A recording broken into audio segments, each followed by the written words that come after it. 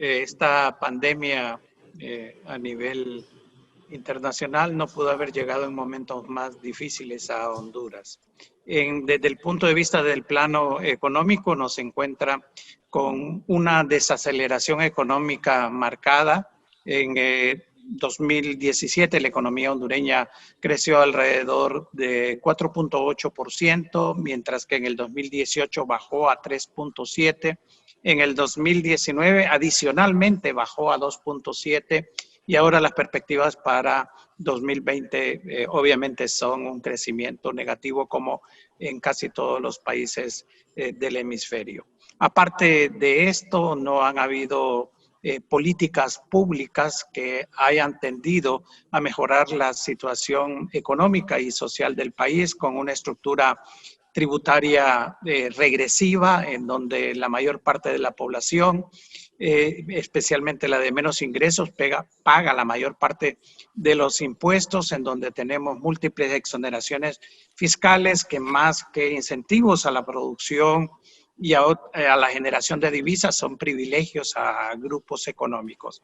Adicionalmente, una situación social que es sumamente problemática, con un desempleo que, incluyendo el subempleo, alcanza 60% de la población y con niveles de pobreza casi en 2/3 partes de la población y de extrema pobreza alrededor del 40%.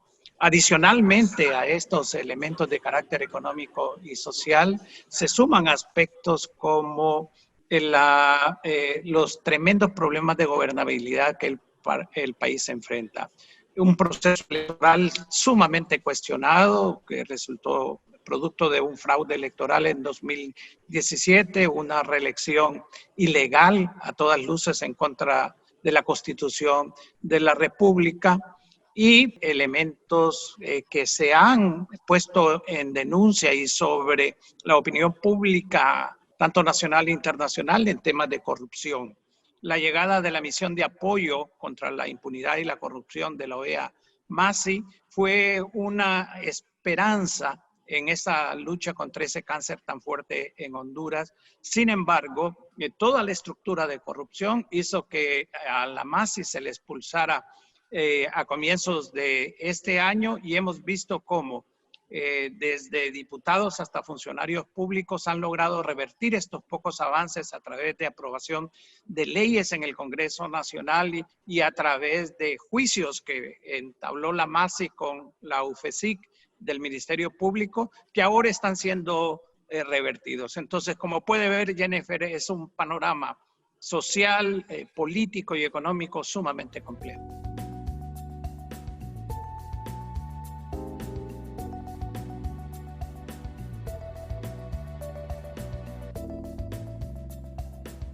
Este será un golpe muy fuerte para la economía. Ahora, el golpe, digamos, en su expresión total, para llamarlo de alguna forma, va a depender de tres factores que son muy importantes. El primero es la extensión y duración de la pandemia, cuánto afecte a Honduras, por cuánto tiempo se prolongue. El segundo elemento que llama también a mucha preocupación es que, a diferencia de otras veces, esta no es una situación económica en donde únicamente se ve afectado Honduras, como en el caso del huracán Mitch en 1998, sino que es la economía internacional. Y partiendo de la base de que Honduras tiene un ciclo económico muy vinculado a los Estados Unidos, también la recuperación económica posterior de Honduras va a depender mucho de lo que pase en Estados Unidos. Y un tercer elemento que también es preocupante es que lo que suceda mañana, el proceso de recuperación económica que se dé va a estar determinado por las medidas que se tomen ahora y que por el momento no hemos visto una política económica, digamos, sumamente convincente, creíble y coherente. En este caso, el impacto económico que se está dando en diferentes sectores. Honduras tiene una población económicamente activa en un 70% compuesta por el sector informal. Entonces, paralizar el sector informal al trabajador por cuenta propia, al que pertenece al que tiene una microempresa, significa que este sector no tiene ingresos realmente para cubrir sus necesidades básicas. Y este es uno de los sectores realmente más golpeados. Obviamente que también en el corto plazo se está sintiendo, digamos, el efecto que esto va a tener en las exportaciones nuestras, en las remesas familiares que ya muestran una reducción pequeña, pero ya marcando una tendencia. La inversión extranjera que había venido decayendo en los últimos años probablemente se acelere esa reducción.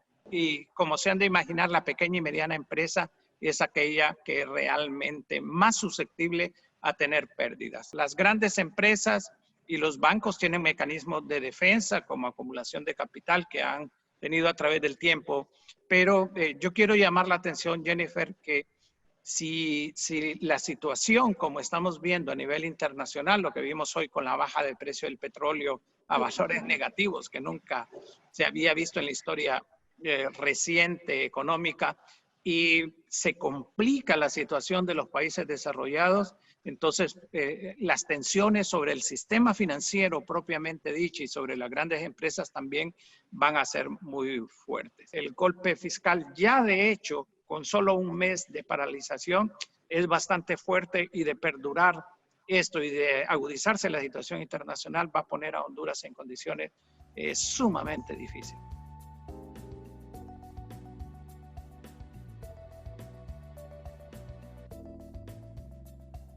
El desempleo y la pobreza van a aumentar en Honduras. Es un caso bastante directo debido a la caída de la actividad económica, tanto formal como informal. Y ahí es donde los efectos obviamente son diferenciados. En un país en donde existe una gran concentración del ingreso y en donde el sector informal, como decíamos antes, constituye la mayor parte de la población económicamente activa, pues por lo menos esta población es la que es directamente afectada. ¿Por qué? Porque diariamente tiene que salir en búsqueda de sus ingresos que le permitan subsistir. El sector rural, desde el punto de vista de la enfermedad, luce menos contagiado, pero eso no quiere decir que las implicaciones económicas no sean las mismas, puesto que los productores, el vendedor de maíz, el vendedor de frijol, el vendedor de legumbres y de todos productos que vienen a los mercados y logran obtener su ingreso, obviamente debido a la cuarentena están completamente paralizados. Y por último y no menos importante, Jennifer, el caso de los sectores tradicionalmente vulnerables. En la economía de anticrisis, si podemos llamar de alguna forma a lo que existía antes, el caso de la mujer, el caso de la niñez y de la juventud, el caso de las personas de la tercera edad, obviamente se ven complicados. Ya hemos visto casos específicos, casi 30% de las personas infectadas son mujeres, entre niños y jóvenes llegan a un 25%, entonces estamos hablando de un 50% de los contagiados están entre mujeres, niños y jóvenes. Y adicionalmente la cuarentena ha impuesto muchas más labores de trabajo doméstico a las mujeres, aparte del trabajo que venían haciendo, bien sea en trabajo asalariado o en ventas o en cualquier otra actividad del sector informal. Entonces, y adicionalmente algo que usted lo ha visto, Jennifer, a nivel internacional, cómo la cuarentena ha producido aumentos de violencia doméstica, sí, en las cuales las mujeres son principalmente afectadas. Así que los efectos de esta situación siempre golpean con mucha mayor fuerza a los sectores más vulnerables, que no tienen ahorros, que no tienen capacidad de adquisición de los alimentos, y por lo tanto esto trae como consecuencia que las tensiones sociales pueden subir en el país.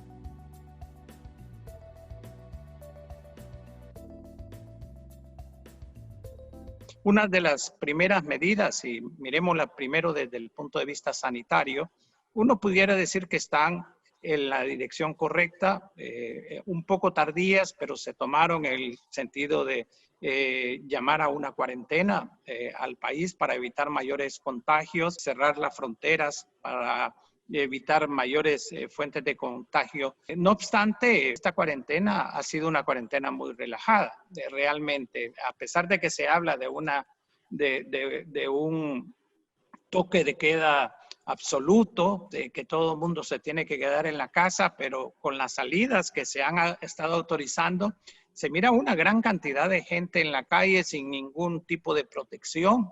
Y ahora el escenario que ojalá no se concretice y que nos muestran diferentes especialistas en el campo de la salud, es un escenario sumamente complicado en las semanas que vienen si se llegan a dar los niveles de contagio que se han presentado.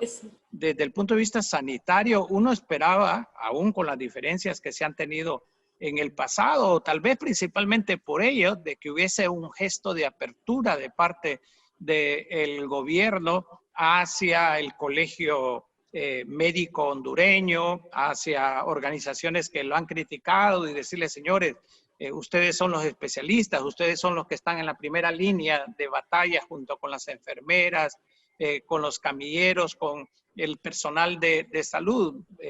Lleguemos a acuerdos a cómo tratar esto. Sin embargo, ha habido lo que yo denomino, Jennifer, un sectarismo absoluto. Solo el mismo círculo de hierro de Juan Orlando Hernández, nadie más en Honduras piensa, nadie más en Honduras tiene propuestas, a pesar de que las propuestas han abundado. Y algo que pareciera increíble es que ni a los partidos políticos de oposición han sido convocados a dialogar con el presidente, partidos que tienen realmente representantes en el Congreso Nacional.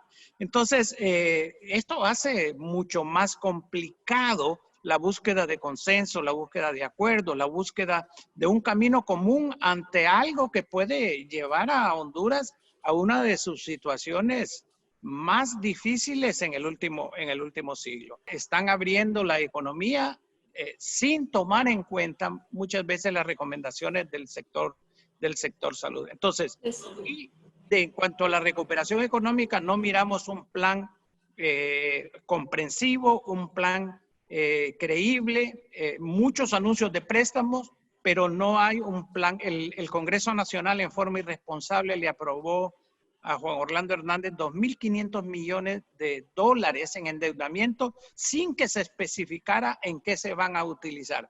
Así que desde la parte del sector público, más que propiciar una esperanza a la gente, tanto en el momento de esta crisis sanitaria como posterior en la reactivación económica, el gobierno envía señales completamente desalentadoras. La pandemia provocada por COVID-19 tenderá a profundizar las desigualdades existentes en el país, dado el aumento del desempleo y la pobreza que se derivarán de la caída de la actividad económica, afectando principalmente a los sectores más vulnerables como son las mujeres, niños, jóvenes y ancianos. Esto en el marco de políticas públicas que no se modifican y que privilegian a la gran empresa sobre la pequeña y la mediana, al mercado externo sobre el interno y a la opacidad sobre la transparencia.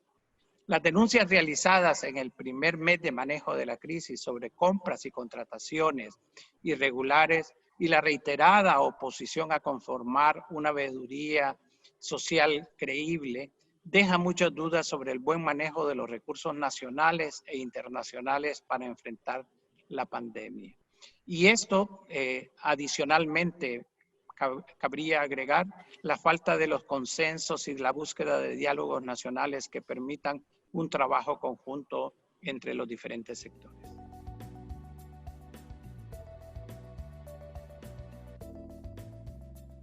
viendo con más detalle una vez que pase la crisis sanitaria.